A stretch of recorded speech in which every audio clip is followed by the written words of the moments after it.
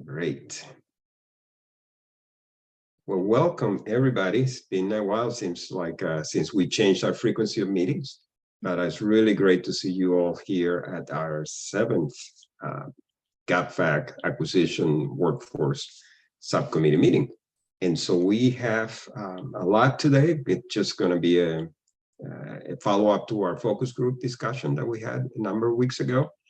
And before we get too far here, I'm going to go ahead and do a brief roll call here. And so I'm going to start with Gail. Are you here? Present. All right. Gail. Daryl, I see you. Here. All right. Nicole, I see you as well. Mark. Okay. David, I see you. And Anne? Here. All right. Steve.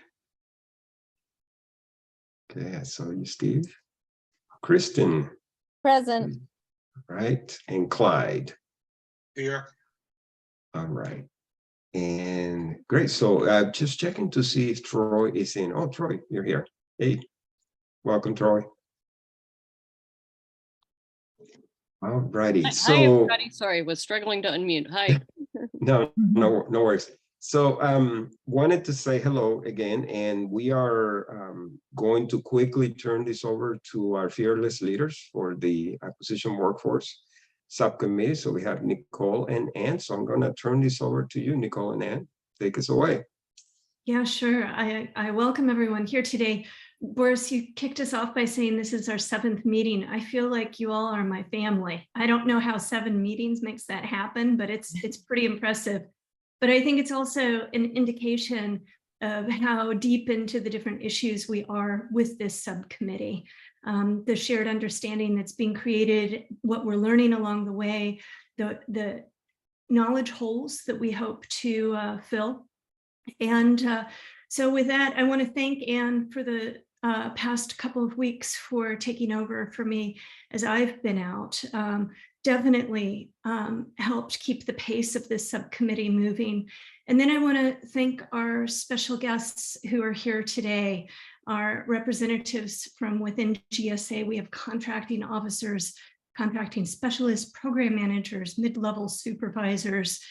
The knowledge that you're going to impart to us today is going to be really vital as we think about how we transition the workforce towards considering and embedding sustainability into the daily routines. So I just want to acknowledge you and thank you for taking time out of your busy schedules to join us today.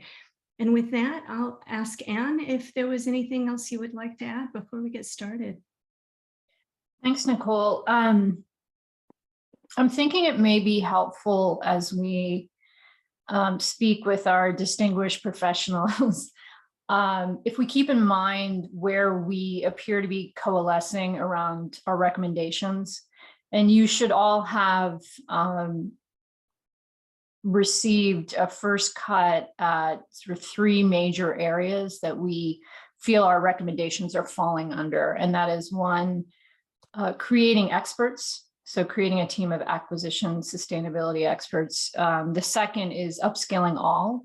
So focused on how do we upskill all acquisition professionals in sustainability practices. And the third area is really around employing a change management strategy. So I think at the end of this meeting, Nicole, we can maybe go through some highlights for the timeline leading up to our in-person meeting in May. But I would just ask that as we talk to our frontline acquisition and program management professionals, we think about sort of where our focus areas for our report in May. Yeah, I think that's right. And it's an important level setting as we move forward. And we had a chance to meet last week, Anne and I, to reflect on the notes that were taken through the different subcommittee meetings over the last couple of weeks to develop a list of questions to ask our elite panel today. We circulated those to the team last week. I put the list in the Google Doc, and I think that our focus group today also has had access to that. So without further ado, I propose we just get started and begin engaging. One of the things that this subcommittee is very aware of is the different workforce layers from senior managers, middle managers, and the frontliners, as well as the stages of the acquisition life cycle and external perspectives, because when we talk about sustainability and embedding it, it's connecting with EPA and OMB and different elements outside of GSA as well. All of these things are relevant to our discussion today. So I'd just like to kick it off and focus on that topic of core competencies and building core competencies within GSA. And we'd love to hear from you about the extent to which you have connected with the FAI training, the sustainability training that is out there. Have any of you completed that training to date? And what is your impression of that training? Feel free to unmute and just jump on in. We want this to be informal and comfortable, casual. Please just jump in. And maybe the answer is no. No one's engaged with the FAI training. Maybe I should start in a different place. How many of you are aware that FAI has sustainability training in place? I wasn't aware. I'm looking, gonna try to look at it now, but yeah, I wasn't aware that FAI had some. Yeah, Okay. likewise. So, you know, we've said you don't know what you don't know. And this is an important, I think, feedback for us, because our committee has been aware of it for a few months, but it's been a big question mark for us, the extent to which this information is getting pushed out. The training is 1 month or 1 hour. It's a very simple training, and it's very much focused on risk management and protecting assets within GSA. So with that in mind, what do you believe are the gaps in sustainability training to date? And specifically, what areas would you like to receive more training on? Have you been trained at all? I mean, personally, I feel like people need to know how it connects to their job. Because there's a lot of different people. So I've got one person who's in my office, she's new and she's a lamb. So she's trying to figure out all the ways she can integrate sustainability in. And then I've got a project manager who's always asking me questions, and I can tell they're pretty, no pun intended here, green about it, you know, but I mean, they just kind of don't know what they don't know, like you said, and they may have very different perceptions of what they can and can't do in GSA, especially if they're new. Michael, is your role as a program manager? I was a program manager in sustainability for 6 years, Oh, okay. guiding principles and all kinds of different stuff. And now I'm an asset manager the past year. Got it. In that role, do you provide sort of recommended requirements for acquisitions? So for potential RFPs, or is that something completely different as a program asset manager? As an asset manager, you know, I'm very passionate about sustainability, and this is really the only other role I was looking at besides staying in sustainability, energy and sustainability. And the reason is now I've got like more control of the money or more influence. And I feel like a lot of the other folks in PT don't necessarily know as much about sustainability. And it's not that they're not interested or passionate about it. They just don't know yet, you know? And so I feel like I'm able to kind of be an intermediary and be like, hey, we really need to do this. Oh, you're replacing this equipment. Did you call OFM and make sure it's aligned with our EOs? Stuff like that. And so, Michael, as you interface with others, are you recommending knowledge assets for individuals to connect with related to sustainability? Are you connecting with individuals who aren't as knowledgeable, who need to skill up, and how are they skilling up? I think that, there's been a big emphasis placed on the OFM energy and sustainability team. I'm the same team I used to be on. And because I have that direct contact with them, I just kind of put the asset managers into talking with them, or talk to the building managers or the property managers and get them, so that they're writing their scopes appropriately.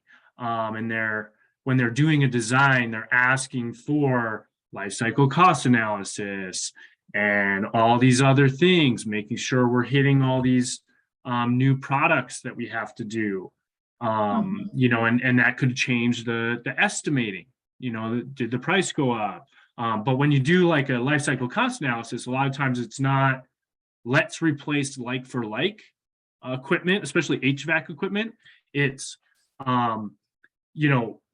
let's see which is the best explore all the opportunities and see which one's best. Do we want to go to heat pumps? Do we want to go to VRF? Do we want to do like for like? How do you stay current on all of the latest sort of sustainability best practices? And I think this is a question for Michael, but everyone here, how do you stay current? I'm ADHD. I'll let somebody else answer. For me, we have a program called Red Vector, and Red Vector has a lot of good training on it. I have my certified energy manager certification and electrical licenses, so I probably have a different mindset or drive compared to others. But yeah, Red Vector has really good resources. They have LEED, net zero stuff, zero scaping, pretty much anything you need they have. And GSA on the design and construction side have a lot of licenses, and they've offered them to the leasing side, which I'm on, so I've taken advantage of that. Hey, Matt, can you just explain your role in 2 sentences? You're on the leasing team. What do you do? Yeah, leasing project manager. So anytime a federal agency needs a space, if there's any build out or new construction, I get involved. Got it. And Red Vector is internal to GSA, or is this third party? Red Vector is a third party. It's Vector Solutions, and yeah, a lot of different agency, federal and private sector, use it for training. But yeah, Vector Solutions, Red Vector, it's a great resource. Great, thanks. How about others? How are you staying current in the sustainability space? Hello, my name is Patrick Chapman. I'm with Region 7. I'm part of the Energy Acquisition Support Branch. And so Department of Energy and FEM, they give a lot of awesome training on an annual basis. And many of us that work in the energy branch are required to take those trainings so we can stay abreast of what's going on. If you work in the energy side, then you know that you're constantly consistently receiving training and actually hands-on with sustainability as far as renewable energy and all the incorporations that are going on throughout the regions and the different buildings. It's a good thing, it's a lot of cost savings involved in it. There's many directions you can drill down as far as sustainability is concerned across the board. But I find that on the energy side, it's like a must to do the training. I haven't done the training recently that you were speaking about earlier. But I do have all intentions on taking it, but I am receiving, training via FAMP and DOE. I have a question. Patrick, is this training in person? Is it virtual? How is that delivered? It's typically they conduct like 3-day workshops and things like that, and it's virtual. Yes, sir. When's the last time you attended or participated in one of the trainings? I'm about due right now. I know the last 3-day workshop they had, I wasn't able to attend. I was a little bit busy, but They typically give it every 6 months. Mhm. I need, as a matter of fact, go on the FEMP website and check out when the next, check when the next time they're gonna have it. We're not trying to call you out, Patrick. No, it's okay. I don't mind discussing. When's the last time? Yeah. No, I was curious how frequent it was. Right. And I was curious as the type of training, is it, a classroom setting, or like you said, is it virtual? Is it something you learn on your own, or you go online and you do it?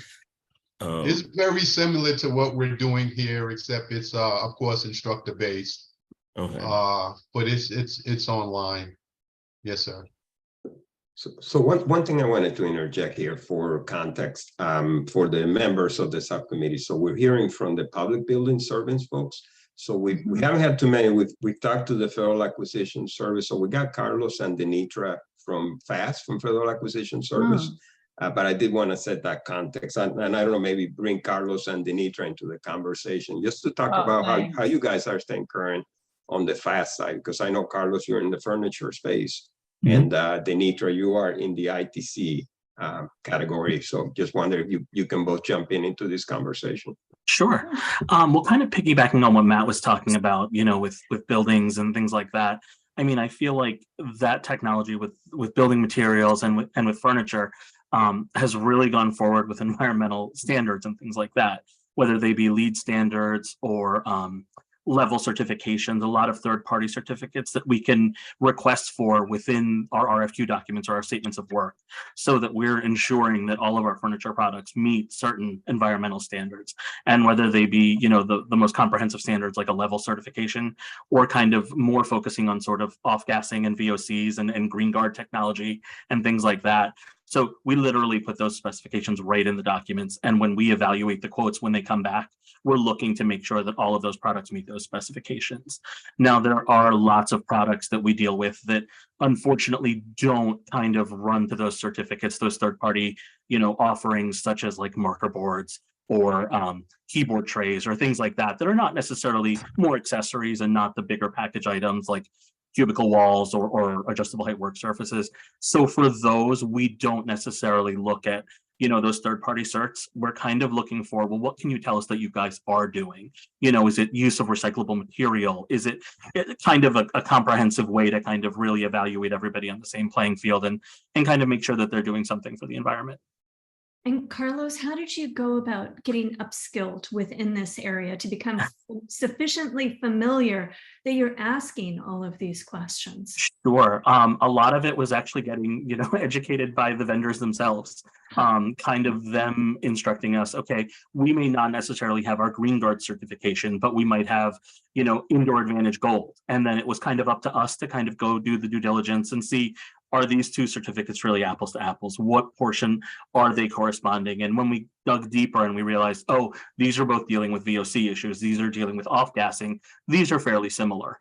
So it's a lot of self-learning, kind of in what they're teaching us, and then kind of just going on to the various, third-party websites to make sure that they're in line with each other. Carlos, do you engage industry primarily through RFQs, or is there some other forum through which you do that? Or sorry, RFIs? Yeah, no, definitely. We definitely use RFIs and things like that. We have a QPC group, so we're able to kind of deal directly with a lot of the industry partners to kind of get their ideas of, where it's heading. And like I said, the design industry is, very forward in a lot of these environmental topics. So it's good knowledge out there that we can kind of visit. What was the group that you used to engage industry? QPC, Quality Partnership Council, and that's run through our region 3. And also, RFI stands for a request for information. So it's a tool that is used for market research quite often. And we'll ask those questions right there, when we're putting the specifications together, and we're going to maybe ask for a certificate that might be a little more than what the customers are used to giving us. That's when they'll let us know we don't have that level of certificate. We have sort of, more of a VOC certificate, and then we'll kind of do some digging to make sure that that's acceptable. You're learning from industry quite a bit. You're learning through third parties. Are there gaps you still see despite despite that learning, where you think, gosh, I wish I knew this, I could be much more effective?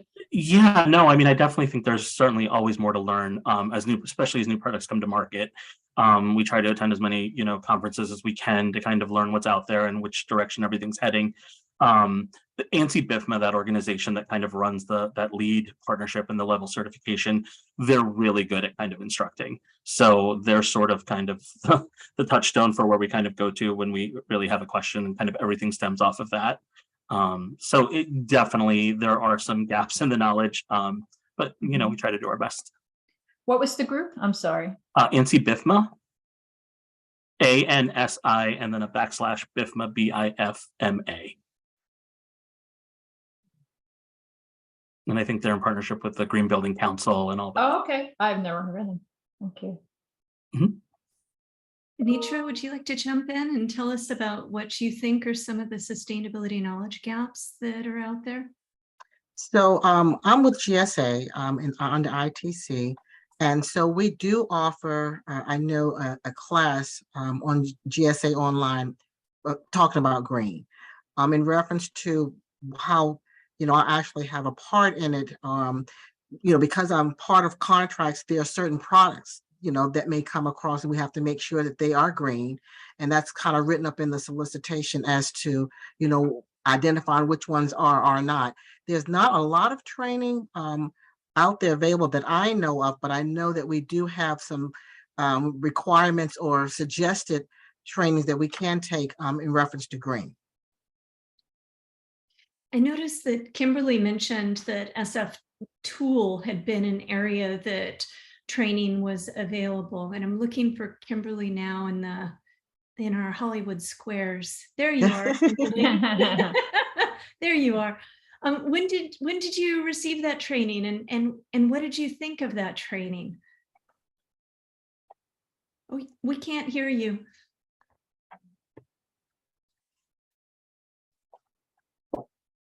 Okay, not yet. You've got your mute on.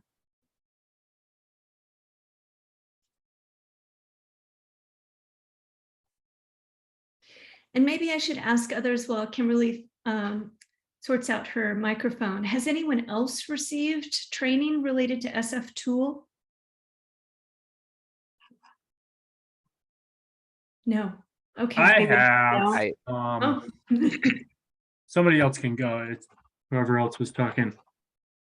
Who else was talking? No. Kimberly, looks like you're activated again. Can you? Yeah. Thank you. When we jump between Zoom and Teams and Google, it all has to be changed every time. I apologize.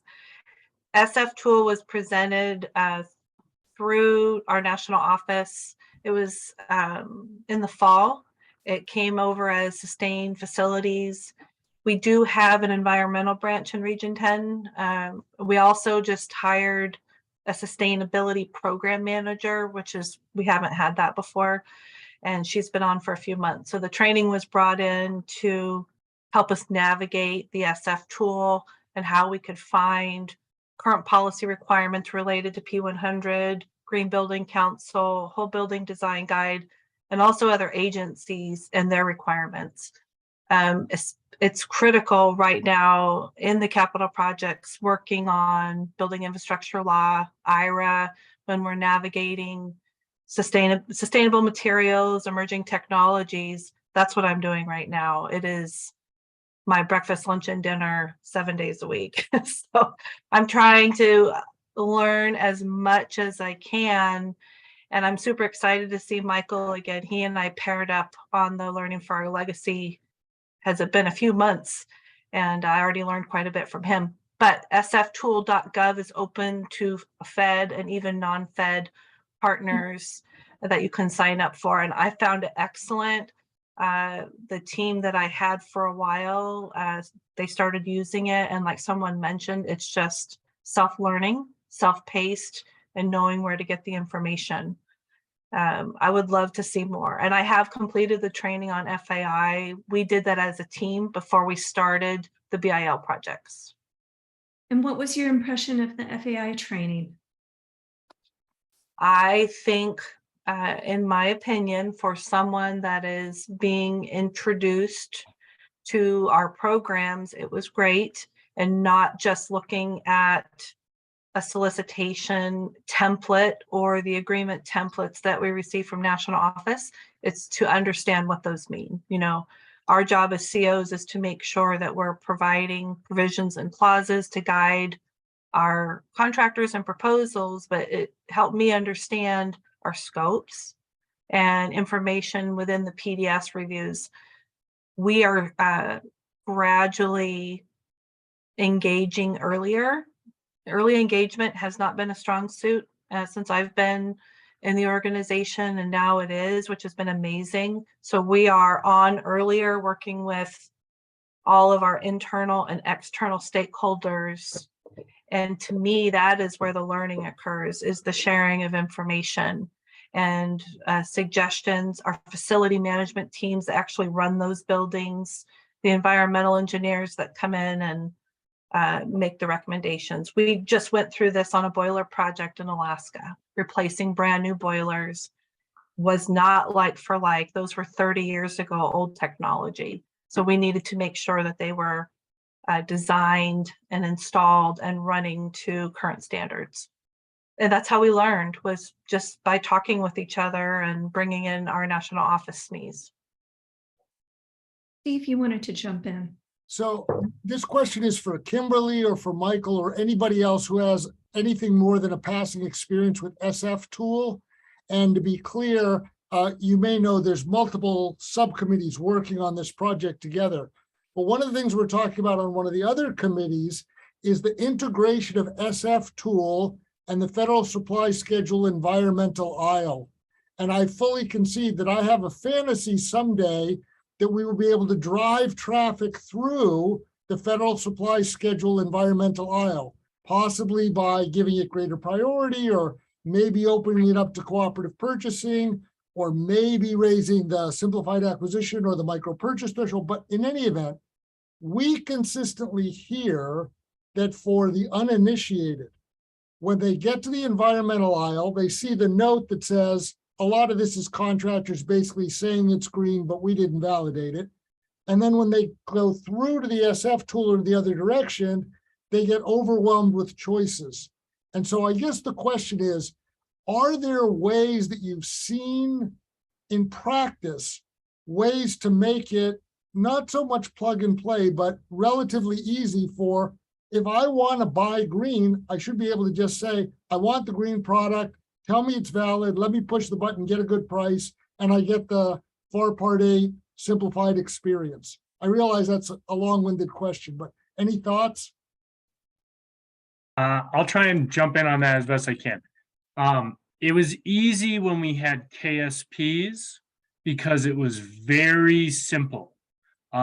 When we moved away from that and just said, instead of meeting these, and you also want to make sure that you're not being prescriptive with requirements. You have to get X. You just have to meet this criteria, however you do that. Now, things like safer choice label or Energy Star, those make life easier. So the more that the government and other organizations push those kind of things, I think it'll be easier for people. You know, you asked how I keep up to date. I'm passionate about this, so I just am interested. So I'm reading this in my own time. And I guess for me, I'm passionate enough that I'm teaching my building managers, you know, it's other duties as assigned, right? It's just kind of like, I want them to know, and I feel like it's in the best interest of the government. Now, it is overwhelming to look in SF tool and get 500 responses for toilet paper or something, right? So anything you guys could do on like a software end to narrow things down, I think would be huge. I mean, I do like SF tool. I find that it's helpful, but I do definitely get overwhelmed with it. But I don't do a lot of the purchasing itself. I'm more like in project planning. And then, you know, a project manager or a building manager is trying to figure this out. Or an acquisition person, they don't even, it's like a different language. So I feel a little bit bad for them having to figure all these things out. Sometimes it's the contractor trying to figure it out. And then as the COR, somebody's supposed to be checking up on them and they don't even know what they're checking. Michael, are KSP's key sustainable products or? Yeah, sorry. Oh, okay. So as we think about basic sustainability training across GSA, what do you believe are some of the most critical topics that should be addressed first? As we think about level setting across the agency, what do you believe are some of the most impactful areas that GSA should be focusing on first?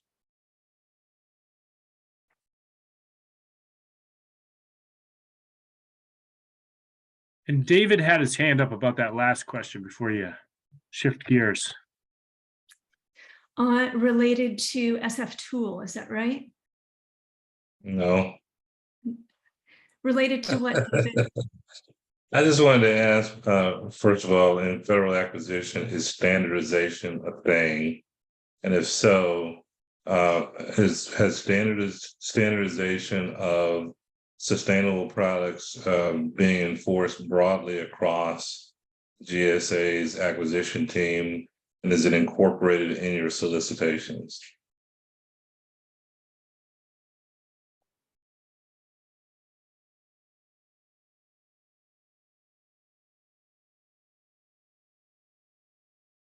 Who are you asking? Are you asking me or just anybody? Anybody that knows. I know I'm talking a lot here, so stop me, but we have this, when we did our scope, one of the things I took on as a project was standardizing our scope template. And so we made sure that like everything, and I cared the most about sustainability, but FM, he wound up having, my director wound up having me do it for all the programs, metering and BAS and everything, right? And so it was kind of like, well, let's get it in the scope bulletproof, and that way we don't have to worry about it not being there. We always have something to point to if the contractor's not complying. Now, I have a degree in journalism, so it's important to me to be condensed in my writing so that we're not just throwing 20 pages at them. So we really had to slim that down. A lot of people, historical alone gave me 8 pages. BIM gave me like 110. How do you get it into a palatable format? So that takes some conversations. Michael. Did I lose you? No, I'm good. Oh, okay. Yeah, the only follow-up I would have on that is if you've got it in the standard templates, are the suppliers able to ask for a waiver if they can't provide it? Like I said, I'm not a CO, so I don't know.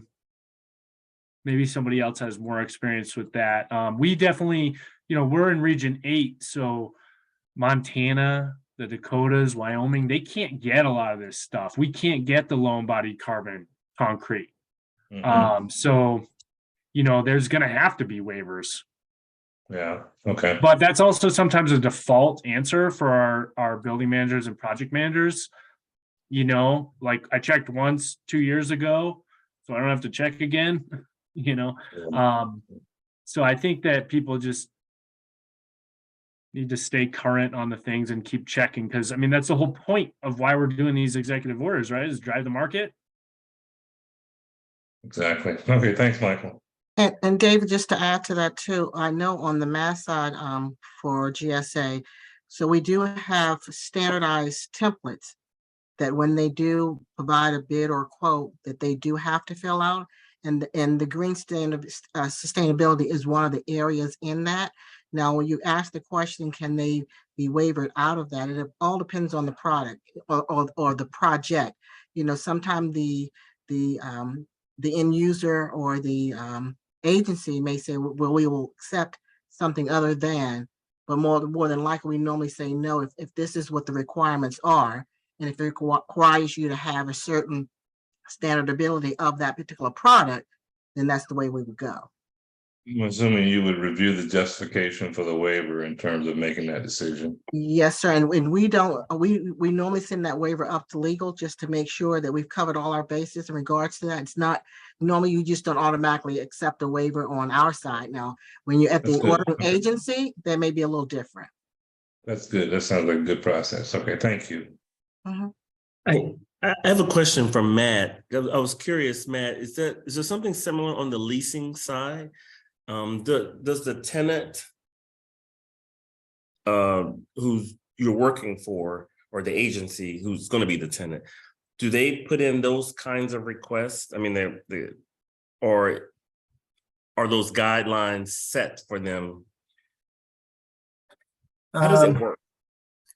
Yeah, I mean, the agency they have agency specific requirements, and sometimes in their requirements, they'll have sustainability stuff in it, but typically they're relying on GSA to have it in the lease. And so, you know, in our boilerplate lease, we have, if it's new construction, it has to be, you know, LEED silver. There has to be waste recycling. But some of the projects, it's pretty easy to negotiate. The lessor will negotiate to delete that paragraph sometimes. And so you see it deleted because it may not be cost effective in certain regions. So it's definitely interesting to see these executive orders coming out. And I think, you know, we're going to have to change that boilerplate and start to enforce the leasing language a little better. But yeah, typically they're going to rely on GSA to put it in the lease, but some agencies may have it in their requirements. Okay, thank you.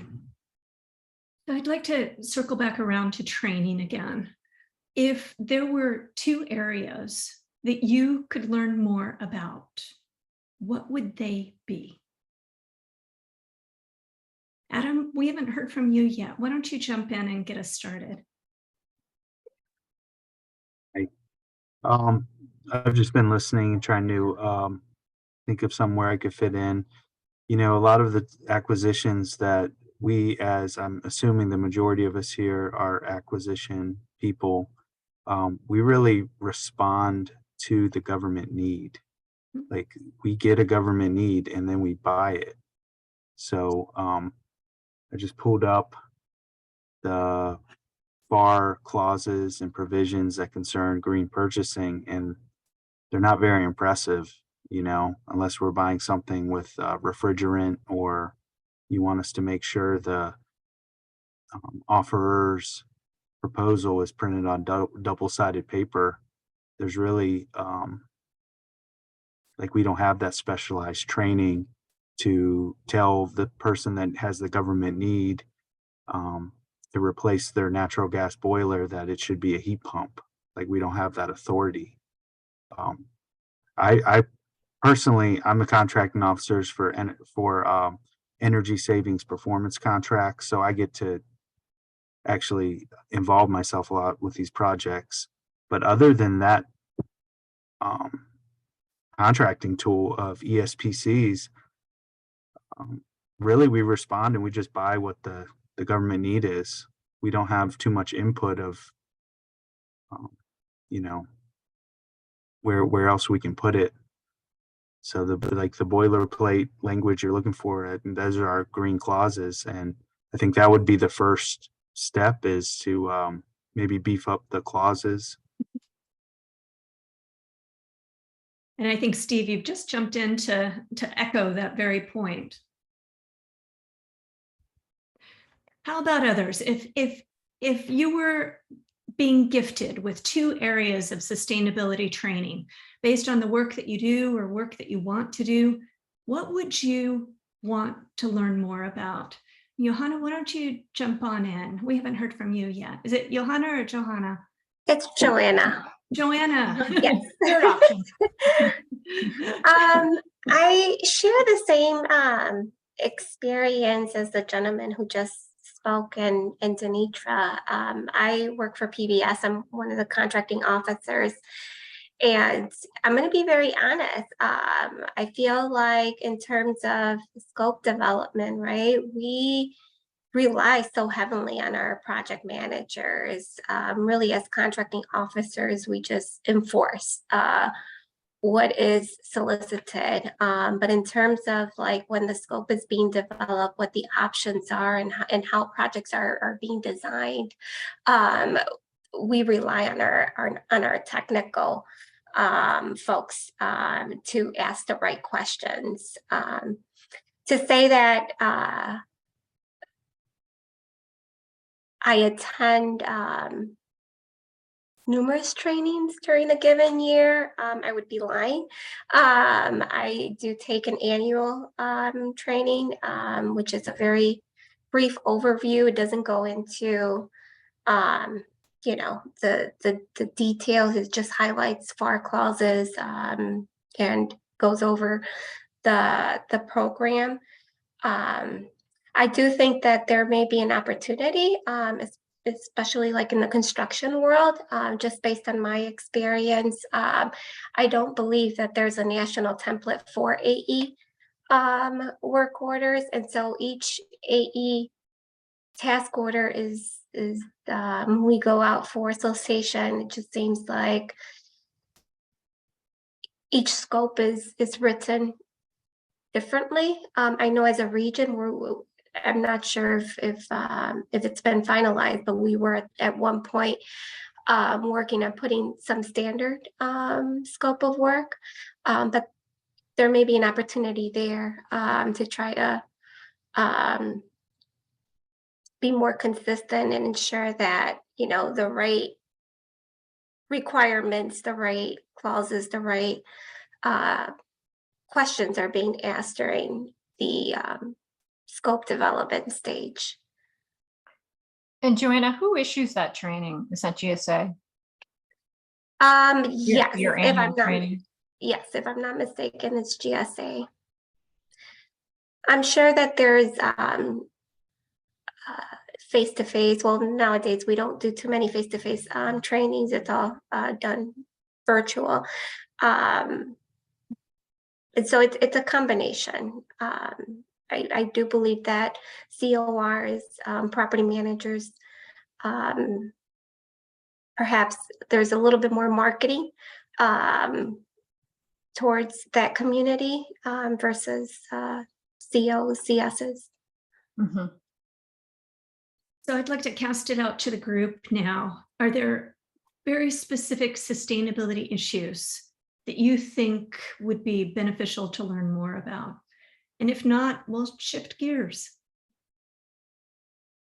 Hey, Greg, I think I'm going to call you into the conversation if you don't mind. And I believe you're working on electrical vehicles. I missed him. Yeah, if you can jump in and just, you know, this conversation, I would love to hear your perspective as well.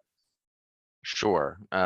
Regarding training or just anything in particular? Well, the things that we've been talking about here, just the training, what you would like to see if you're able to pick topics. Sure. That would be helpful because you're in the electrical vehicle area, correct? Yeah. Yeah. So our contract's kind of inherently focused on sustainability and providing kind of underlying infrastructure for federal agencies and locations to purchase EVs. So that's kind of our goal. We're just kind of getting kicked off, and that's really my first big handling of sustainability with GSA. And we did include in our IDIQ some outlines for what, you know, key sustainability products would be, but a lot of just, you know, deciding whether to use those or exempt those is done at the task order level. So I'm still kind of handling it at the IDIQ level. But I do think standardization across scopes would be something that would be valuable. You know, like I said, we're kind of leaving it open to task order COs right now to determine whether or not to follow some of those sustainability procedures. So I think training for them on standardization would be good. And Greg, you said that this is your first venture into sustainability, your current position right now? For the most part, I've done a bit on, I know they were doing market research on low carbon concrete. And so, we went out and did market research with a lot of vendors on pricing and availability on those things for land ports of entry. And we had some interesting, results from that as well. And that would be one thing I would bring up is pricing, talking both with internally and with vendors about, we get some concerns about whether or not sustainable materials are going to be more expensive than regular materials, and communicating that to vendors and things like that. That's great. Daryl kicked us off earlier down a path that I'd like to revisit. And this was about the ways in which you learn and the most effective ways to learn. So what do you think are the most effective ways to learn and acquire knowledge? So we've been hearing about virtual learning, the 3-day workshops that came up. How does this compare to you when you think about learning versus in-person styled learning or hybrid styled learning? Would you want the virtual learning to be synchronous or asynchronous so you can do it on your own time? Or is it important to have a cohort together like this? What do you feel are the best ways to learn?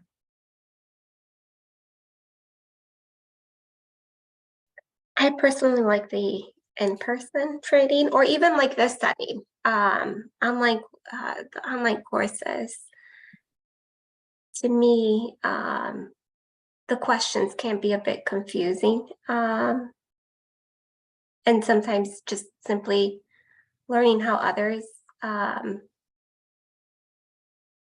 helps understand the requirements. A little bit more tailored to what we do, the region, versus in like a broader general discussion. What others? Denitra. I guess for me, I'm more of a visual learner. I like to sit in a session like this is fine, but I like to be able to click through the process so I can try it out for myself. And if I'm have an area where I don't understand, I can say, okay, I'm on this particular page, I'm clicking through this section, and I have a question, versus just having someone to sit and run through the whole thing. Because by me not touching and feeling and trying it out for myself, sometimes I lose a little bit of the learning unless I actually do that. So a very engaged style learning, or potentially a workshop style where you're getting your hands dirty. Correct. So when you put up a link, I'm going back and forth trying to see where it's at and what I can see in that. So it's not just sitting and listening. I like to be active in looking and seeing. And a little bit more tailored to the role. How do that? You get my attention if I know how I play into this, program. Others. Oh, sorry, I didn't mean to cut you off. No, I was just going to ask the group. I'm curious. Like in terms of scope development, are there a set of questions? Like maybe this question's more geared towards project managers, CORs. Are there a set of questions that you can refer to as you're meeting with the customer to make sure that the right questions are being asked? Because I feel like perhaps some folks may not know what questions to ask.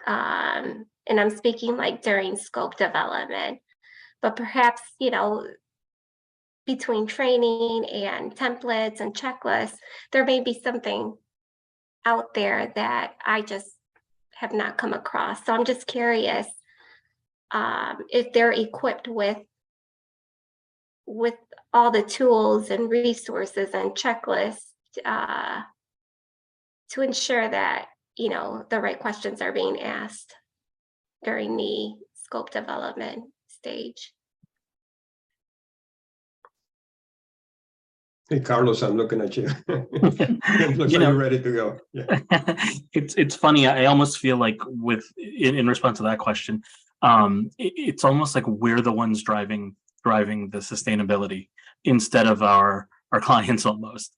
We're taking these specifications that have come down from the government and these standards that we're trying to implement, and I almost feel like we're going above and beyond what the agencies and the customers are looking for, which I guess is good, but maybe also not good because maybe they're not educated either.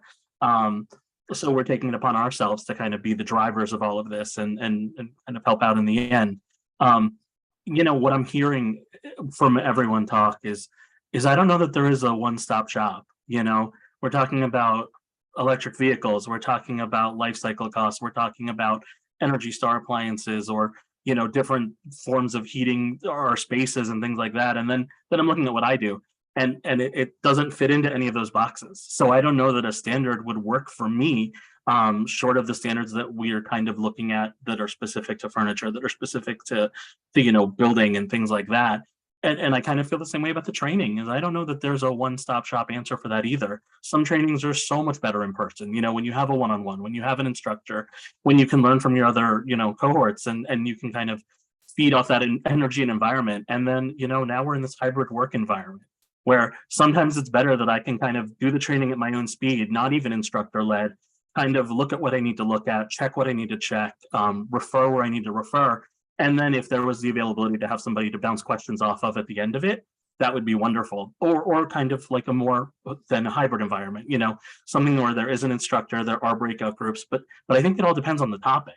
As far as trainings that I would look for, they really would be third-party trainings from other, green organizations. I think that would be the best thing for my current position. To kind of learn the nitty gritties and pieces that I'm really looking for, and kind of like you mentioned, the blind spots that I have right now. With new emerging technologies, it's so hard to stay on the front of it, and I think you do almost have to, dedicate time in your day at work. But if you really are interested, dedicate your free time a little bit to that, and I think that's kind of important too, to keep up on some of these topics. Thank you. Sure. I don't think there's a one-stop shop either. I think that I have a training that I developed to train our lambs, and then we kind of have used it a little to morph it to project managers, and just kind of, I think that I poached some of it from I think Vanessa made it, Vanessa Zahora, in PT. And she made this climate literacy thing, and it was kind of just like, so I like things to be very like fun, because people don't pay attention. So I've got a lot of pictures and stuff, and I really condensed it down, so it's more palatable, or any way you can make something a game or interactive or something, than just getting talked at. So I can send that to you guys. But I guess the point of why I'm saying this is, I think that people don't think that sustainability works in their job at all. Like a lot of what you were saying, Carlos, kind of made me think of this stuff. But basically, like, they think sustainability is over here for the energy and sustainability team to deal with for us. They don't realize how much it impacts their job and how we cannot do it without them. And so one of the things we decided as our GSA National Sustainability Council is we should have councils like that in each region. And so like Matt's on our council, and we haven't done a hell of a lot with it yet, but Michael, can you take just a small step backward and reiterate? This sounds really interesting, this notion of a council. So how are they set up? I'm just going to let you talk. Yeah. Just so basically, like, here's me over here in asset management who's really in sustainability. Then we got Matt, who's doing leasing. Then we got other people who are project managers, and they're really into it. And we usually tap them whenever we're going to do one of these VRF projects, or, like HVAC, sustainable HVAC, electrification type projects. We usually try and go to these certain people. We've got one CO who's really good with ESPCs. He's got a ton of experience now. So it's like we kind of, it's almost like people will listen to their peers better than the expert sometimes. So, they're going to listen to Matt more than they're going to listen to me if they're in leasing, and the asset managers are going to listen to me more than Matt or you or somebody else, So I think that if it's kind of like a little bit grassroots like that, so I don't know, we maybe have 12 or 15 people, that kind of can preach from within. And you refer to this as the Sustainability Council. Is that Yeah. the name you've given to yourself? Is it formalized? How did it come about? Well, like I said, there's a National Sustainability Council, and that's like a couple people from each region. And then, we kind of were saying we needed a regional one. A lot of, actually, what happened was some of the regions, I think Region 1 and a couple of the other regions already had this back in the day, and it kind of got disbanded under the Trump administration. Like everybody was told to cease and desist. So, now that it's back on the front burner, people are saying, let's pull some of this stuff back in. And it was PBS. This is within PBS. Yeah. Yeah. Like, I don't know who runs it. I think it's either Joe Eberly or Jeremy Alcorn, but they're the two. Yeah.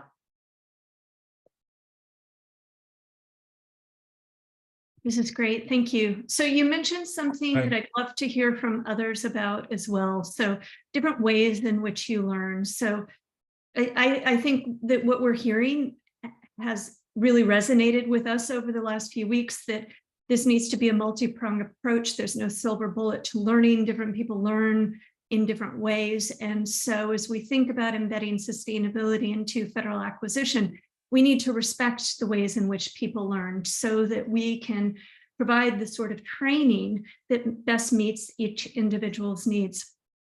Michael, you mentioned this notion of gamification and simulations. And Denitra, you mentioned this notion of workshopping.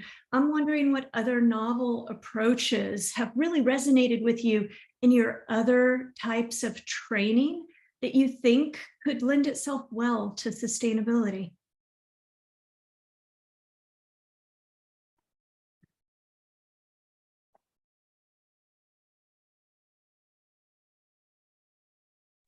I don't know. I have to think about that, to be honest with you. What are in the trainings that you've been to that you've thought have been really effective? What sort of techniques did they use that made it really effective? Participation.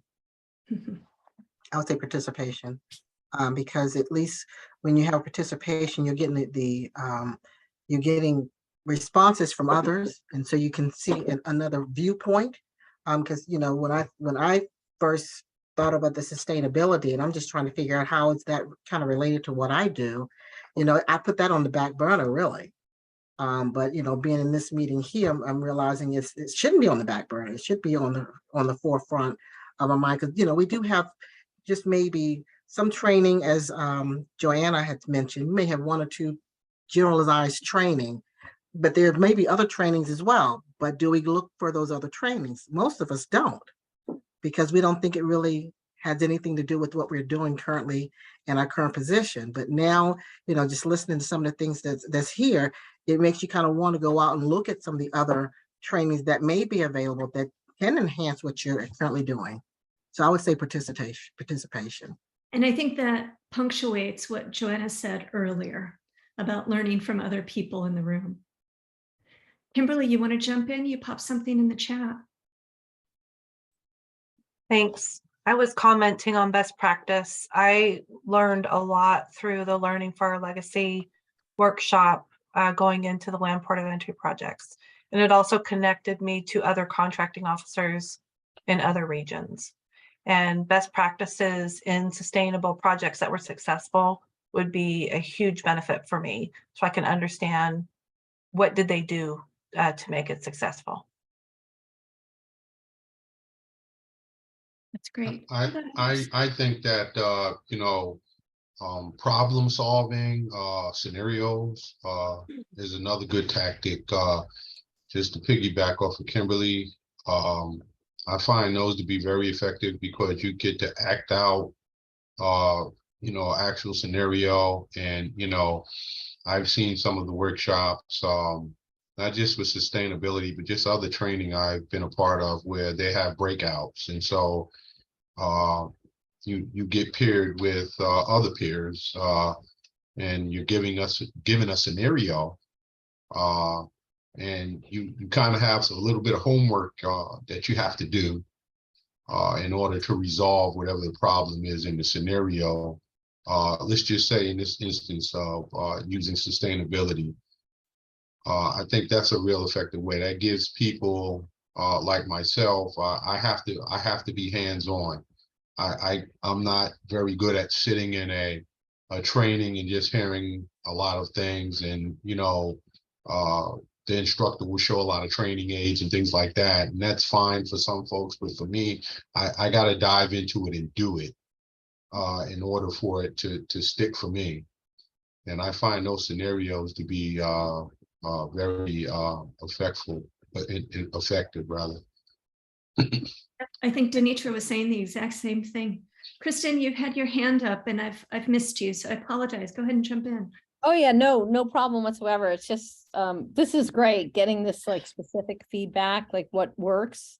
I wanted to go back to a comment somebody made about the sustainability being all on the procurement professionals, versus the government or the program officers that are asking for services. And, is there does it already exist where there's joint training in any form relative to that interaction between the program and the procurement?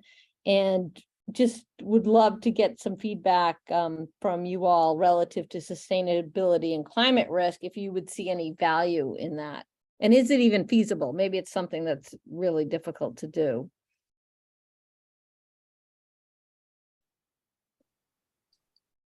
Did my question make any sense? Let's start there. Because we've also had conversations where somebody says, well, the procurement folks are doing the best they can to buy what the government says they need or what the program says they need. And where does that responsibility for sustainability fall? And it should fall jointly. I mean, in a perfect world, we should all be driving towards the same goals. But in practice, what we're hearing is that may not always be true. And so I'd just love to get some feedback on that from your perspectives.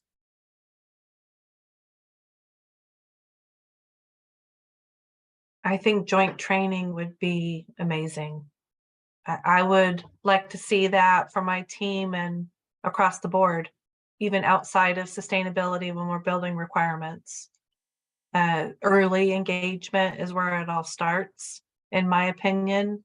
And if we don't use the correct strategy to buy it, it could be catastrophic. It could be a complete bid bust or a fail, whether you're buying commercial items or construction, right? If you don't know what you're buying.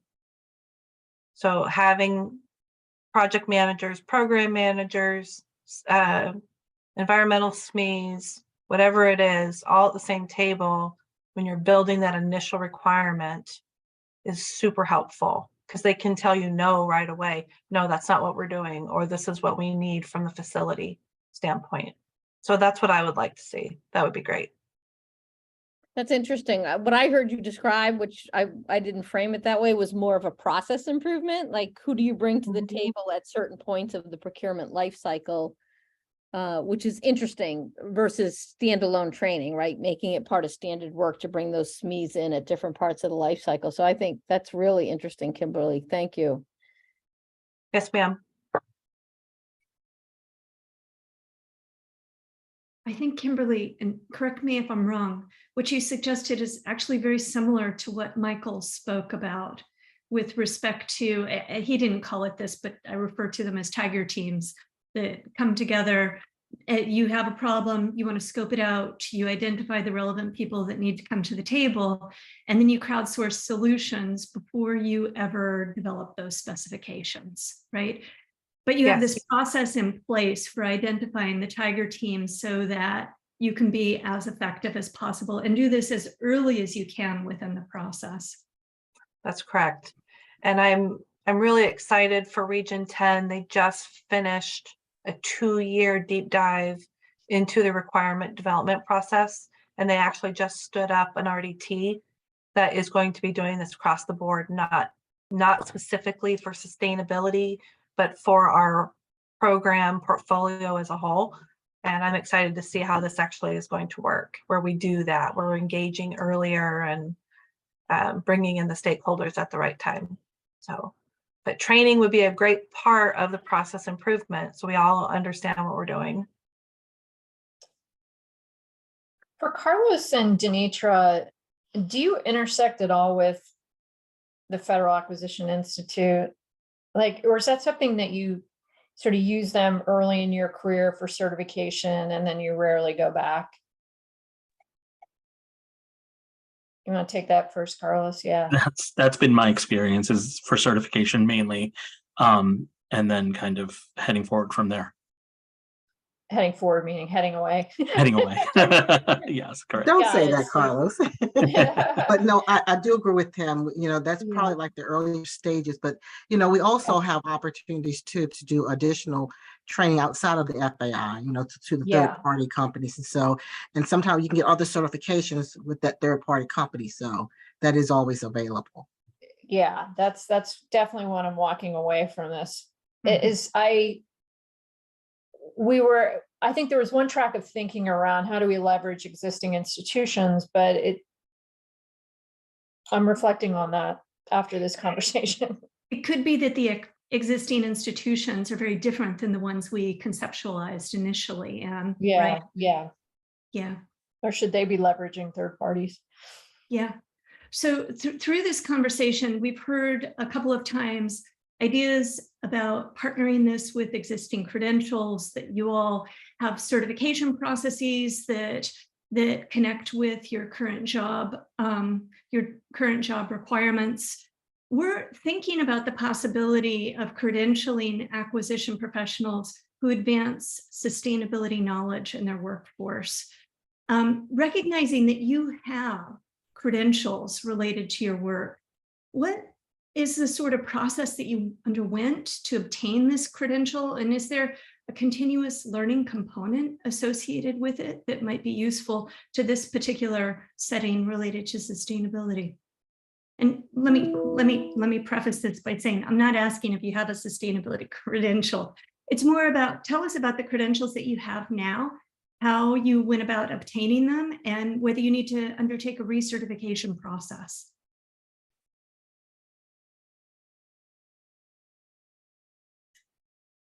I mean, I'm a lead AP. Go for it, Matt. Thanks. Yeah, I have my PMP, project management professional. I have my CEM, certified energy manager, and then my lead B and C, BD and C. And those were all obtained with my last job as a sustainability project manager. So I'm not using them as much in this current position, but it allows me to have the knowledge and kind of be a local subject matter expert. So yeah, luckily, like I said, through that Vector Solutions or Red Vector, I'm able to continue maintaining those certifications through that training. But yeah, I think it's going to be crucial and very useful in the upcoming few years as this executive orders become more and more streamlined. I see it a lot more on the federal side of things. They're a little bit further along, and a lot of things are focused on the federal side of things. So the leasing side is starting to trickle in, and we're definitely going to see it more. But yeah, that's my answer. So Matt, those 3 certifications were through a third party? Yeah. CEM is through AEE, PMP is through PMI, and then lead is through lead. So a lot of those, yeah, have to be completed. And I know like the federal government will pay for training, but they won't pay for the exam. And so, yeah, you can take the training. Like I'm putting together a training class on the federal side for a CCM, Certified Construction Manager, and we're going to host it in-house. And so we can pay for the training, and then if anyone wants to go for the actual certification, they'll have to pay for that out of pocket. What's a cost? Like, can you give me a sense? For that CCM, I think it's like $300 to go for the exam. Yeah. You have to pay to go to an exam. Yeah, it's the same for like lead, Yeah. B, B, and C, for the certified energy manager. Yeah, they're all like between $200 and $500, I would say, for the exam to get certified. This is the downside of relying on third parties, because that's part of their business model, is the examination process. And yeah. Who else has I certification? think Michael is, going to jump in. Yeah, so I'm a lead AP in ND, neighborhood development, which is kind of cool because now as an asset manager, I feel like it's a lot more useful than it would have been in like if I had building operations or something like that. But I should have gone before Matt because he's got too many certifications. But I'm also ran our Fitwell program for a long time and kind of helped, in the development of that. That's a partnership we have. So we have a third party that runs it now. I've been out of that game for a little bit, but fitness, not fitness, but health is one of the stools of three-legged stool of sustainability, right? People, planet, profit. So, so that has a big impact.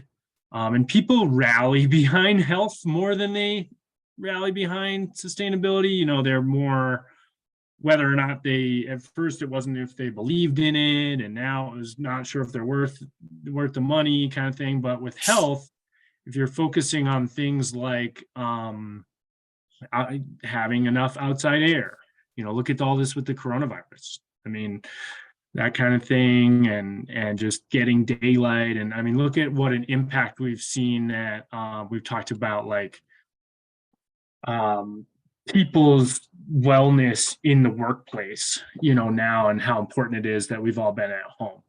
I'm not sure that's the question you were really asking, but that's what that is. I don't have a ton of other certifications. I'm not schooled in these things. I just I got my lead AP because I was interested. GSA was willing to pay for me they were willing to allow me to do the homework and stuff on their dime, on the clock. But I had to pay for the test. I have to pay for every recertification. I've had it like 12 years. You got to redo it every 2 years. They will pay for my continuing ed credits, just because we have it like as a blanket deal. So I never have to worry about that. I find that kind of stuff very beneficial. The other one I have is called the Building Operator Certification. Theoretically, I think you have to renew that, but no one's ever asked me to. So I've had that for maybe like 6 years. And you look at things like how to run the building more efficiently. So that's great for building managers, because that's what they're doing, and then they can talk to their O&M and kind of hold their O&M operations and maintenance a little more accountable. There's a similar one we have that's like awesome. It's called Penn State Facility Infrastructure and Fundamentals or something. And those guys who run it are also just like great teachers and stuff. But they have an awesome program, and I've learned so much. I mean, I've taken most of those courses twice, Mm-hmm. What are the core components of a certification? Is it all just like reading and then listening to lectures and then you take a written exam, or are there different elements to it? Yeah, I mean, it's just you kind of read the book and know all the credits. And I mean, I think people have a little bit of a bad taste in their mouth from lead because it's very like by the book. Like you have to do this exactly this way. It's not the spirit of the law. It's like the letter of the law, and they don't always get it right. But I mean, you have to start somewhere, and they were the first ones, and they're, you know, really the biggest and kind of only one, even though there's other ones. Got it. But there's no like interactive or like, it's all just reading a book and taking a You have to test. participate in a project. Oh, you do? Okay. Did you have to, Matt? I don't know if you had to, but I did. Yeah, it was you had to be part of a project. I don't know if that's still the case nowadays, but it was back then, 8 years ago or whatever. And so I just found the only lead project I knew going on right then and asked the guy if I could tag along, and I learned a ton. Yeah, I bet. Others related to credentials. Well, yeah, this is Denitra. So I'm a contracting officer. So we had to go through the FAC level 1, 2, and 3. And then after getting 3, you can sit towards the warrant board to get your warrant license. So we have to maintain certification by every 2 years. You have to have 80 CLPs. And when you get to the higher level for the FAC level 3 trainings, those trainings are basically face-to-face in person.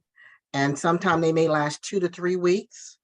And within those trainings, you are doing a project, or you're part of a team where you have to do a presentation. And all those classes at the end, you have to have an exam. You have to pass the exam for those higher level classes. Well, basically all the classes, I think there's an exam after each one of the classes, now that I think about it, but yeah. But Matt and Michael make me feel bad because I don't have any certifications like they have. I don't know, 2 to 3 weeks of working on a project together sounds pretty intense. Yeah, and it could be a team, or you may just have a project, or certain things you have to come back and present, and maybe by yourself. But the higher level ones are maybe 2 and sometimes 3 weeks of training. And Kimberly, you have participated in this as well, is that right? Yes, it's very beneficial, and Denitra is right on the money. They can be intense depending on who your teammates are and the projects that present themselves. In Region 10, we also do a similar approach where we'll do an after action review on a project and break it down, bring everyone in that was a part of it, and try to assess lessons learned or what was a complete mess, so that we can not do it again or incorporate it into the next project. We're doing that right now on one actually this afternoon. So I'm excited about it. But yes, I appreciate it. And I think the level certification, as Matt brought up, for the core and for project managers, this type of training could be incorporated, and maybe levels of skill and experience at the different FAC levels. You're talking to a contract specialist versus a senior CO on what they're buying would be taken into consideration on the type of course they're going through. I would love to be able to ride in the back seat and through a lead project, because we're getting started and I'm still learning on what that's supposed to look like. Kimberly, were you proposing that, just make sure I understand what you said. Sure. Within the FAC or FAC Core and FAC PPM training, it would be cool to have a sustainability component? If this is going to be a steady, ongoing requirement that we need to know about, then yes. Yeah, I think David Malone had a really interesting idea at our last meeting where we were saying, we should think through whether it'd be helpful to have a sustainability certification, like a team of experts. And David said, I don't want to put words in your mouth, David, so jump in here. But he was saying it'd be even cooler to build it into existing certifications. And is that correct, David? Did I characterize that appropriately? Yeah, and in fact, so sorry, it's a third party, Nicole, but ISM is developing a sustainability course, which I've been a part of that think tank subcommittee, whatever. And I will be teaching that class sometime in August. I haven't seen the material yet. But I think it's also their intent to incorporate that module or that content as a part of their CPSM certification, which is 3 modules that you would have to pass. And I'm not sure which module they'll incorporate it in, but I believe that's the plan. Right now, they're only teaching things that are also in line with their certification. So that would make sense if they did that. Mm-hmm.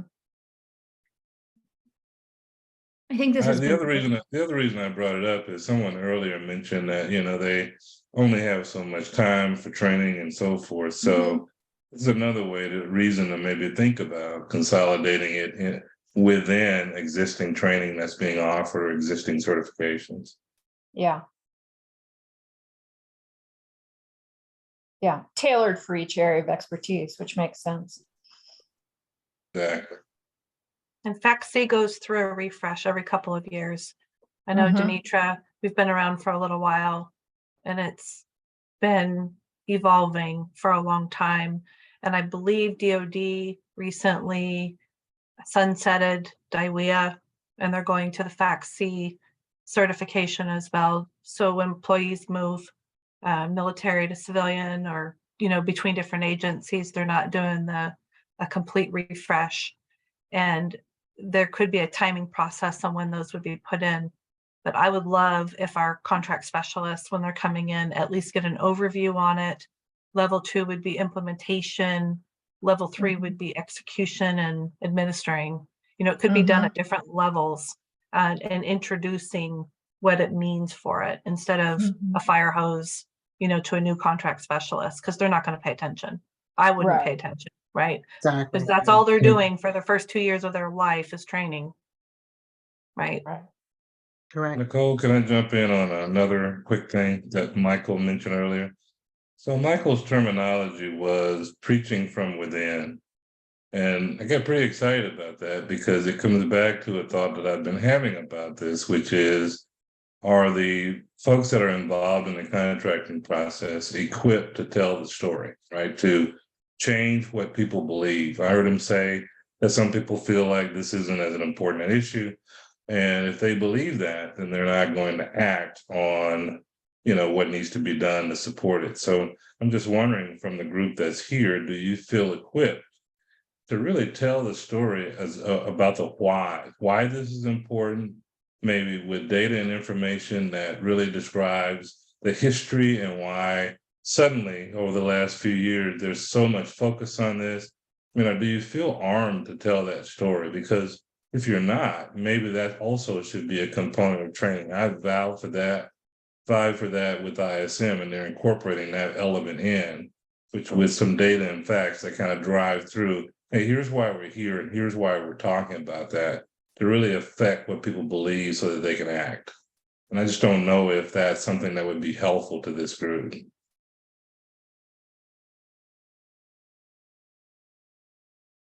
So do you feel equipped to tell the story?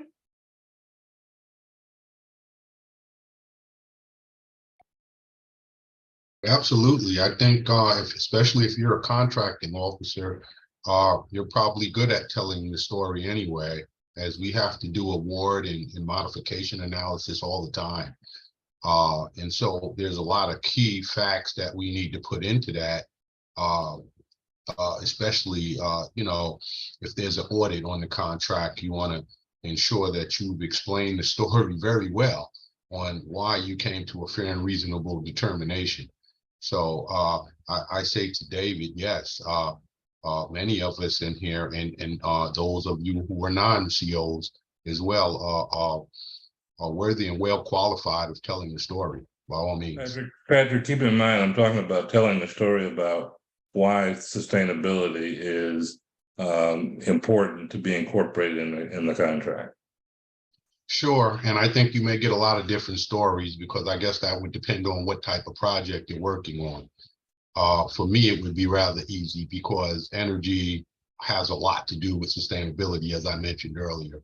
but some of us too may struggle. So I understand your point. But I think once it's defined, I think we're very prepared to be transparent with, adding it into a story. Okay. How about Well, others? I agree with, let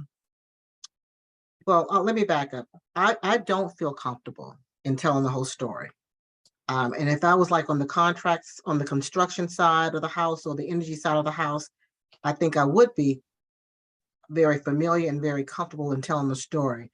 But because I'm on the IT side of the house, we just basically doing IT services or IT professional services or whether software, things of that nature, that doesn't really come to my plate as often as it probably would if you're in construction or if you're in some other areas that deal with the energy. So I would not be comfortable in telling the story. But I think it's an area where I think if it's going to be part of acquisition period, I think we need to learn the story so that we can be prepared to tell the story. We only have a few minutes left, and I'd like to brew in just a little bit more on this certification and credentialing aspect. What we're wondering is what stage of the acquisition process you think credentialing would have the greatest impact, and at what level of the hierarchical structure? So line supervisors or mid-management or upper management, if we're going to start somewhere, where should we start? During the planning phase. So like procurement, you before you do anything, first of all, you got to do market research, but you got to write an acquisition plan. And in that acquisition plan is probably where you want to plant your seed. And Greg, you were going to jump in? Yeah, pretty much said kind of what I was thinking. I think pre-award would be where you would get the most benefit from something like this, from credentialing or, teaching ahead of time what your expectations are and writing your pre-award documents. So.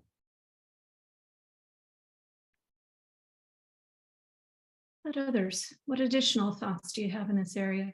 A great question. Did you mean pre-award or pre-solicitation? Pre-solicitation, sorry. Yeah, pre-solicitation. Okay, thank you. See, I think it needs to happen. Well, I'm not necessarily talking credentialing, but I feel like we need to talk to people earlier on, like in the project planning phases. Because a lot of times we say we get a project review and the project's already been budgeted for 3 years ago, and then we say, well, you got to do this. And they're like, well, we don't have the money for that. And then that's just end of story. So you need that, and you need to be earlier and get managerial or really, regional leadership buy-in that these are our executive orders. This isn't like Mike pushing his agenda. This is really what it is. These are the priorities right now, and we got to follow the rules. So. Well, and to go with your point, Michael, it's not just the budget as well. It's also the time, these tight deadlines, these, we're always behind the 8 ball, and we're trying to rush. And that's not the time to implement something like this. It needs to be done well in advance, well in the pre-planning. The earlier, the better, because by that point it's too late and there's no time.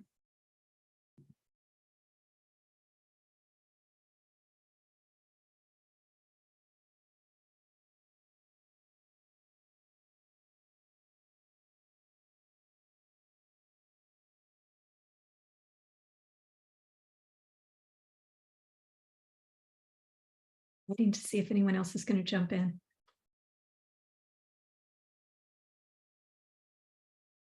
So if not, I just want to thank you all. This has been really useful. I have learned a lot from you all. And I think I share the sentiments of everyone on this committee, that this has been just a tremendously useful moment that we've had with you all to learn about your different areas, to think a little bit differently about embedding sustainability within GSA and the sorts of training that will be needed to be most effective. So I want to thank you for taking time out of your day and joining us. Yeah, thanks, everyone. Thank you. Very much. Appreciate it. Thanks. Thank you. Thank you, everyone. Thanks. So Have a we great thank day. our GSA colleagues for joining us on this focus group. You are welcome to drop off at this point. And we thank you so much again for your input. So thanks so much. And then the subcommittee will just continue to carry on its business at this point. Thanks, Have a great everybody. day. You're welcome.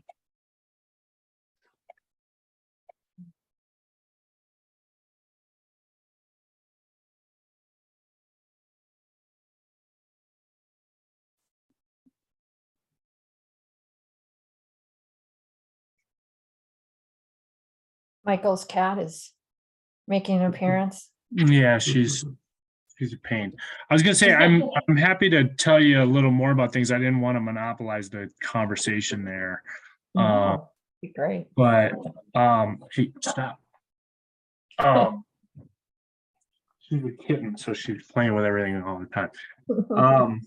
Anyway, one thing that I've seen is that people have this tremendous fear of the unknown, and so they just don't want to try new things. They do not want to be the guinea pig. They especially don't want to be in a situation where you're installing some cutting edge technology and you're in Montana and you can't find a tech within a 4-hour drive, stuff like that. So anything you can do to like normalize things and ease their fears. But as far as like training, I don't think that you can assume that there's one training you can give and then everyone's just gonna know sustainability, all things from there on after a 1-hour training. I've been learning this stuff for 15 years, so I was involved in when we did our workplace mobility thing. That was a long time ago, and that had it was very similar. There was a lot of parallels to this because nobody wanted to do it. We sent out a survey and nobody wanted to move to like a more mobile work environment. They all wanted to work from home, but they didn't want to give up their cube in favor of having less me space and more we space, right? So we had to, come up with buzzwords like that. We did the same thing we're doing with the Sustainability Council. That's kind of why part of where we came up with the idea was, people would hear the merits of something and would be able to get less emotional talking to a peer, and not even a manager, like a peer, right. So we recruited these people. And I was always trying to go, people were calling me their mobile therapist. But I was just kind of checking up on people, making sure they were okay with everything. And, so I don't know. I just figured I'd throw those thoughts out there. No, I really makes a lot of appreciate it, sense. Michael. Yeah. And I think the anecdotes that you provided related to the council happening at the national level, regional level, and then having even sub-regional councils makes a lot of sense. So have you guys talked to, I don't know what the whole purpose of your project is here, but like, have you talked to Jeremy Alcorn? Have you talked to Joe Eberly? Not yet, but can I follow up with you offline to get information about these individuals? Sure. And then like I said, Vanessa Zahora is like great advocate in portfolio. And the other one is Rebecca Stevens. Mhm. You probably know Yeah. her. Yeah. So. Yeah. We'll follow up with you, Michael, offline. I think that'd be really great. I really appreciate it. And thanks Are so these much. all GSA employees, Michael? Yeah, they're all GSA Yeah. people, like central office. I'm drafting up an email here. I'll send a few of that training I talked about. Terrific. Thanks so much. Thanks, Michael. Take care. All right. At this point in time, we'd like to open up the conversation for public comment, if there is any.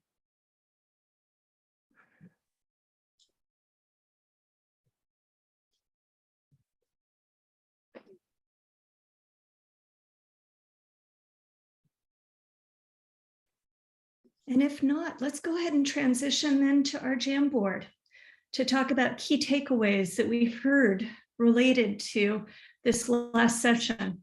I found it personally really interesting, and please feel free to unmute and just jump in and make this a conversation. We've done this before, looking at key discussion points that really stuck out for you, or what sort of key points should inform our recommendations. And you can go ahead and start using those stickies. I put the link into the chat so you can join the Jamboard directly. But then please feel free to jump in and identify some of the key points that you heard today.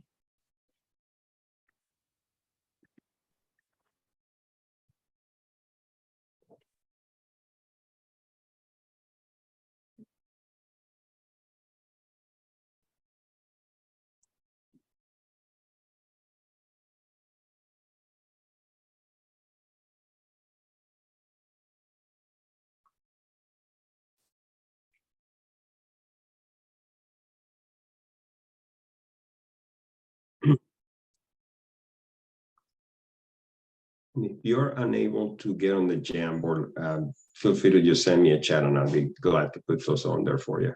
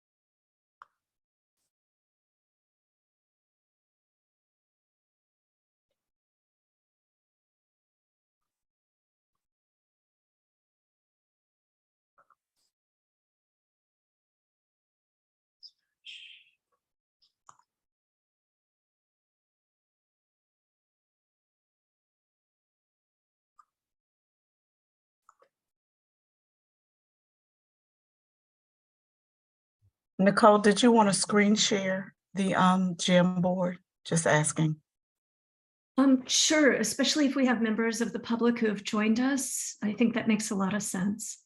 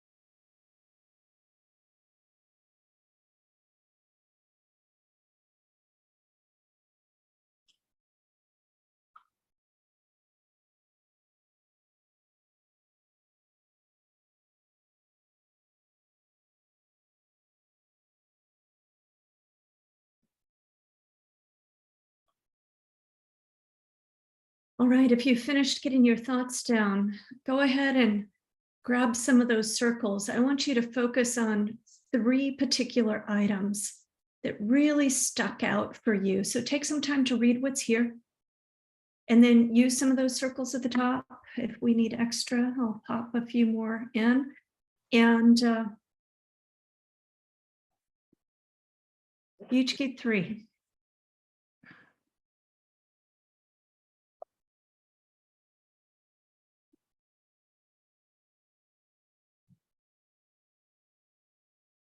Three recommendations or 3 discussion points or 3 It's a great total? question, and I think that they've all just sort of run together. Then we And get that's 6. okay. I think that's okay. I follow orders. But take some time to see what each of the others have put here, and then focus on your top 3.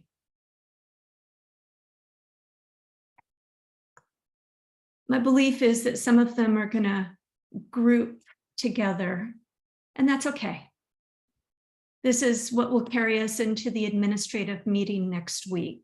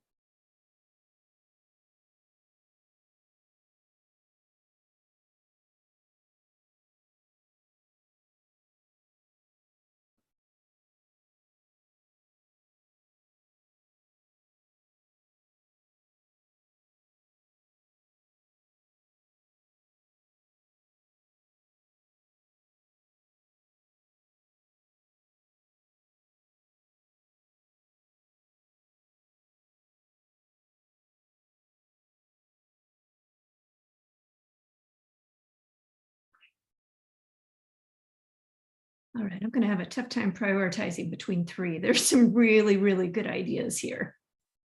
Yeah, there's a lot of overlapping too.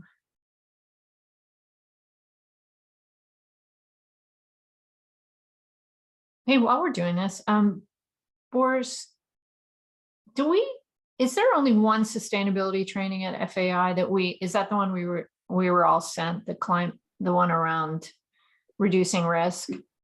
Yeah, I believe that's, can you guys hear me? Okay. Yeah. Yeah. Is that So the only then- training? The one, yeah, I think that's the one that has been developed, and it was for program managers Yeah. specifically. Yeah. Now I don't know if they have anything in the FAC certification path. Didn't sound like it. I don't think there is such a thing. And it was developed, correct me if I'm wrong, Stefan, I think it was developed by DAU, and then FAI picked up on it. So it was it's hosted by DAU, and the FAI has access to it through DAU. Mm-hmm. Yeah. I believe that's the only one that I'm aware of. I don't know if there's anything else being developed. I don't think I quite realized that was the only training. I thought there was more, but that, it makes sense. They got a lot of things to cover. Mhm.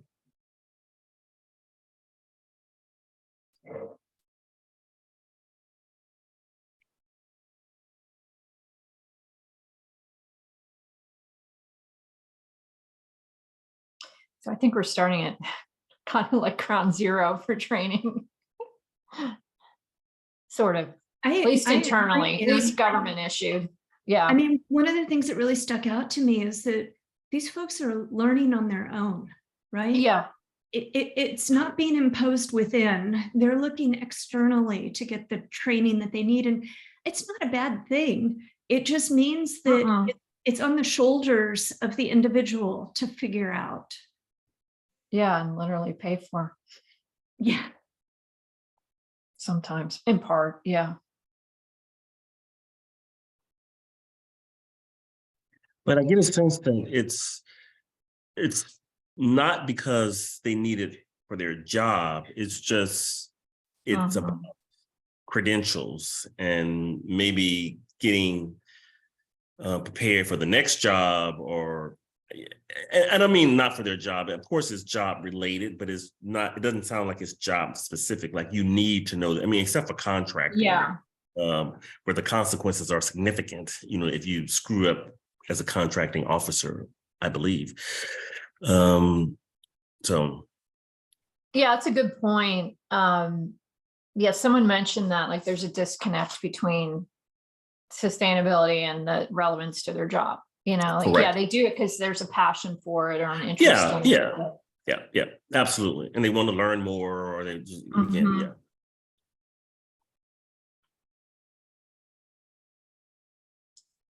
Yeah, there were so many gold nuggets in that conversation. And just like sort of eye popping. I was thinking, oh my gosh, okay, wait, nobody's trained really. At least again, internally, they use third parties.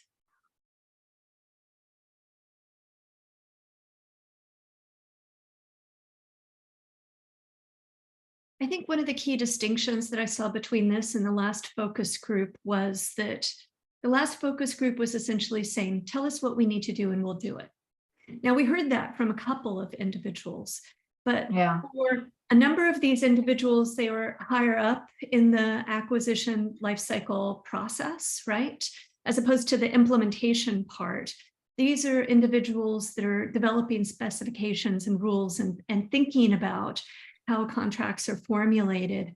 And I think it just, for me, it really punctuates where the opportunity lies within the life cycle process. It doesn't diminish the fact that those on the front lines want the rules and the toolkits and the lists and the things that help them do their job easier. But it also begs the question of how do we get creative earlier on and engage the right stakeholders to develop the right rules and checklists. I think too, where it's the classic problem of like fix the plane while you're flying it, right? You know, you're driving all this. And so how do we, it's almost like an infusion. How do we create some sort of mechanism where this knowledge transfer can be infused into how they're doing their work? Well, and I think we have to be really thoughtful about our recommendations for what knowledge to transfer when. I was really taken by our comment around the FAC levels 1, 2, and 3. Number one doesn't need to know how to, level 1 doesn't need to know how to execute. All right. That's where they probably just need a general overview. And level 2 is where you start thinking about implementation. Level 3 is execution. Similarly, what does a leasing professional need to know versus someone that's buying IT products? Completely different things. And so we have to be, I think, probably call out, which many people have said across many stickies, is it has to be tailorized and flexible enough that we're making it relevant to the person actually to the role. Absolutely, role-based, right? Absolutely, and tailored to that, right? I agree. Yeah. Role-based and level, which I guess it's the same thing.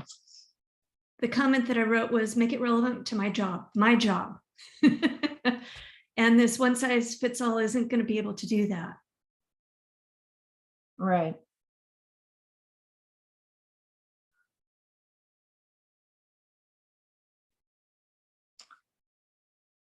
So I think that the homework then for Ann and I between now and our administrative meeting is to group some of these things in a way that makes sense. And then on Tuesday of next week, during our administrative meeting, we'll come together and talk about these groupings and how they map in to the 3 recommendation areas that we're going to be developing over the next few weeks.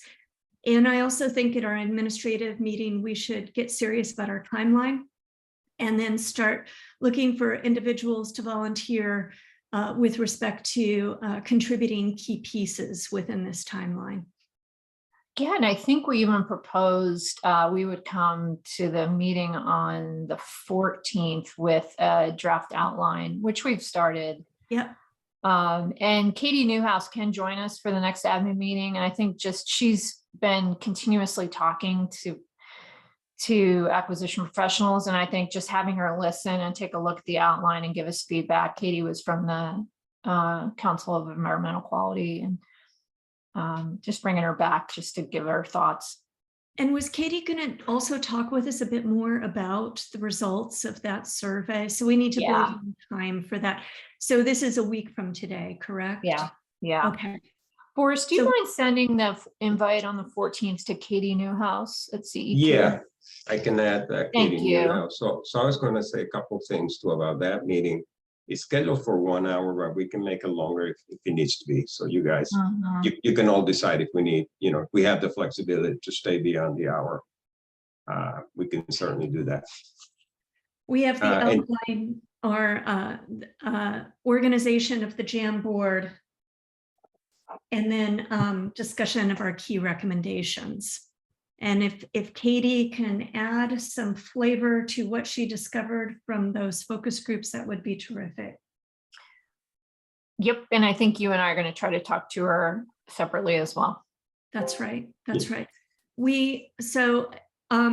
In looking ahead on March 28th, we've received confirmation from Charlene, and I'm going to be searching for her last name now as we talk. She is in charge of sustainable procurement for the state of California, and she's going to be joining us on the 28th. And Anne, do we have confirmation from our Danielle? That's right. Yeah, we do.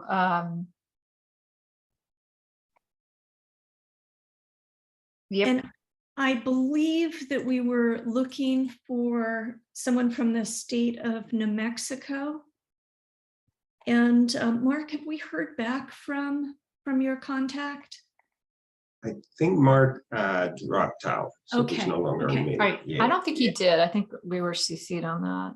Yeah, or at least I was. Yeah, I wasn't sure if he heard back directly, if there's some correspondence that may have taken place that we had not heard.